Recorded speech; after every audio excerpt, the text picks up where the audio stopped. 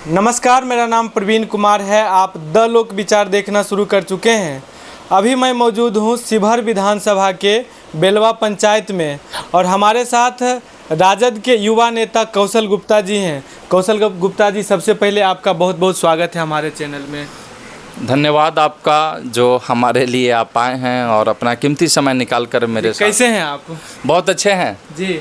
हम ये जानना चाहते हैं कि बिहार में राजनीतिक गहमागहमी शुरू हो चुकी है। क्या देखते हैं बिहार में राजनीतिक माहौल कैसा है अभी? राजनीतिक माहौल इस बार देख रहे हैं तेजस्वी का सरकार आएगा और बिहार में भ्रष्टाचारी दूर होगा। जी, तेजस्वी का सरकार। क्या नीतीश कुमार के कार्यकाल में बिहार का विकास नहीं हुआ है, इसलिए बिहार की जनता तेजस्वी को मांग कर है? क्या कारण है नीतीश कुमार को जनता बदलना चाहती है? नीतीश कुमार का क्या कार्यकाल देख रहे हैं? कहीं विकास, कोई विकास देख रहे हैं? इंफ्रास्ट्रक्चर देखिए कि कितना पीछे पड़ा हुआ है। जी। कहीं भी बिहार में सिर्फ राजधानी पटना है और सिर्फ पटने को थोड़ा सा विकसित कर देने से राजधानी का बदलाव नहीं हो जाएगा। हमारे देश में, हिंदुस्तान में 28 से 29 राज्य के जो है सबसे पिछड़ेपन अगर है राज्य तो बिहार है और बिहार का बदहाली हम लोगों को देखा नहीं जा रहा है। इसलिए हम लोग बहुत मजबूती से इस बार चुनाव लड़ रहे हैं और राजद इस बार बहुत मजबूती से सरकार बनाएंगे। राजद मजबूती से सरकार बनाएंगे। आपने बताया कि बिहार देश में सबसे गरीब राज्य है। तो आपको क्या लगता है इस गरीबी का क्या कारण है? क्यों बिहार इतना पिछड़ा और गरीब राज्य है? गरीबी का कारण है बिहार में कोई जो है इंफ्रास्ट्रक्चर के मामले देख लीजिए बहुत पीछे है। यहाँ पर जो है फैक्ट्री उद्योग लगना चाहिए, आईटी सेक्टर बनना चाहिए ताकि पटना में आईटी सेक्टर आना चाहिए। यहाँ पे बड़े बड़े जब उद्योगपति यहाँ पर है हमारे जो है, ऐसा नहीं है कि बिहार में विकसित लोग नहीं हैं। हमारे बिहार में प्रदेश राज्य से दूर दूर तक अमेरिका तक रहने वाले लोग जो है अमेरिका को भी जो है विकसित बना रहे हैं। लेकिन हमारे बिहार को विकसित बनाने के लिए सब लोग पीछे हैं। क्यों पीछे हैं? क्यों यहाँ पर इंडस्ट्रियल नहीं है, फैक्ट्री नहीं है, भ्रष्टाचार है, घूसखोरी है, घुसपैठिक है।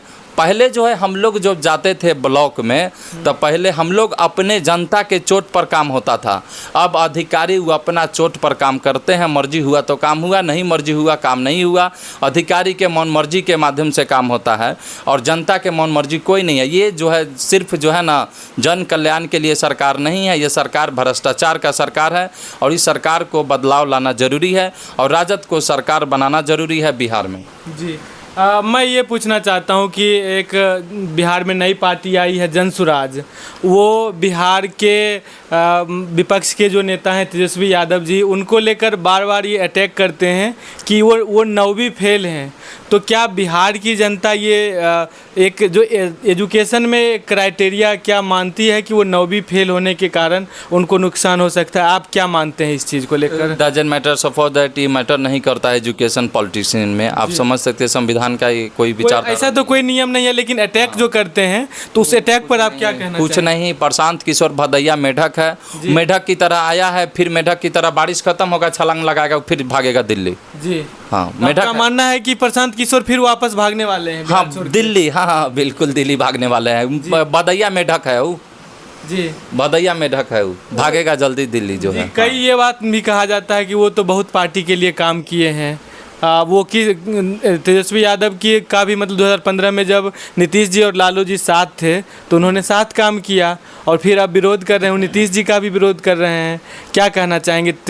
क्या जनसुराज का बिहार में कोई आपको दिखता है कि जनसुराज आगे अच्छा प्रदर्शन कर सकते हैं? क्या आपको लगता है? सबसे बड़ी चीज़ है कि मेरा जो संगठन बन रहा है बिहार जन सेवा संगठन बन रहा है, उस संगठन के लिए हम लोग काम कर रहे हैं। हमारे किशोर जी है पार्टी के जो है महासचिव है, हाँ प्रधान महासचिव है हमारे संगठन के, और वो आज हमारे साथ जो है जुड़ करके 2 साल 5 साल जब हमारे समाज के लिए विकसित नहीं करेंगे और उस हमारे विचारधारा पे वो जब नहीं चलेंगे तो आप आने वाले समय में वो अपना पार्टी बना करके आगे बढ़ सकते हैं। वो अपना पार्टी बना करके समाज के लिए विकास कर सकते हैं। जब जदयू में मिल करके प्रशांत किशोर जब काम किया, जदयू का जो है सलाहकार था, राजनीतिक सलाहकार था, महासचिव के पद पर थे, महासचिव के पद पर थे, तब ससुरा कुछ करवे नहीं किया और आज जो है वो आया है बिहार चलाने।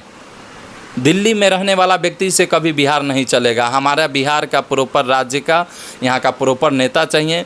ऐसा नेता हो जो समाज के लिए कल्याण करे, जन कल्याण हो और भ्रष्टाचार को दूर भगाए। यहाँ पे बहुत कमियां हैं, बहुत कमियां हैं। ये देखिए, जब सरकार का नई नीति का जो है, ये देख लीजिए, ये नीतीश कुमार जी इस बार 400 से वृद्धा पेंशन 1100 किए हैं। इलेक्शन से पहले कर सकते थे ना, 20 वर्ष से वो राज्य चला रहे हैं।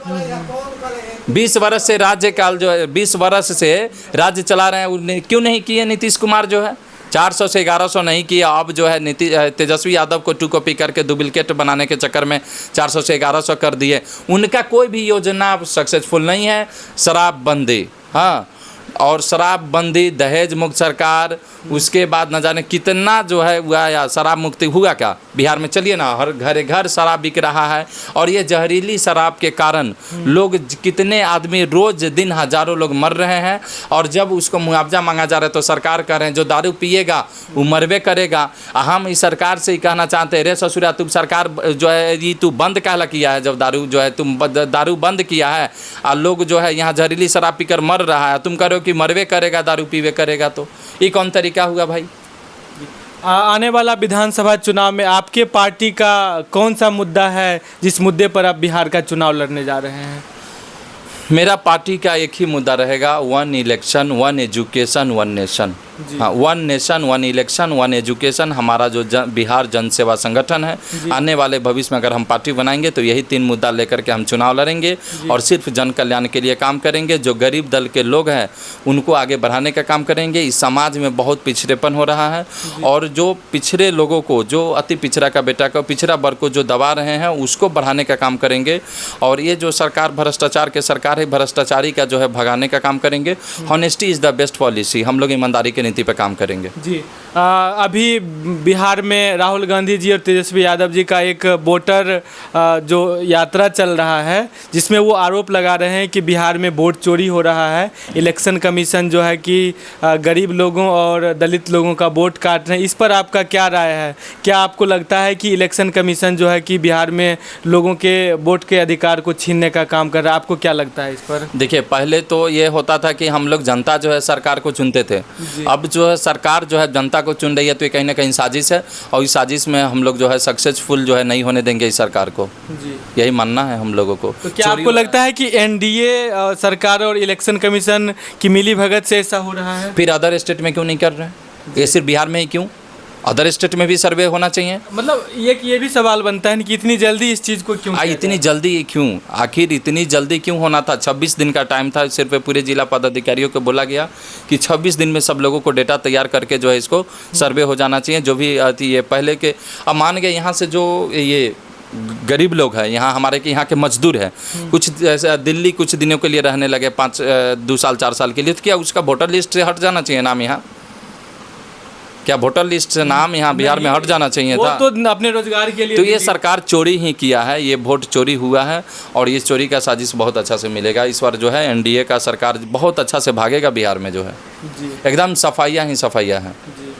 तो ये हमारे साथ थे कौशल गुप्ता, जो राजद के युवा नेता हैं शिवहर विधानसभा से, और इनका मानना है कि बिहार में अब की बार बिहार में बदलाव होना है। बिहार के लोगों को ये भ्रष्टाचार से मुक्त करने का ये संकल्प ले चुकी है। और इन्होंने कहा कि जो बिहार में इलेक्शन कमीशन के द्वारा स्पेशल इंटेंसिव रिवीजन कराया जा रहा है, ये भी सरासर गलत है। और इनका मानना है कि आने वाला समय में बिहार के मुख्यमंत्री तेजस्वी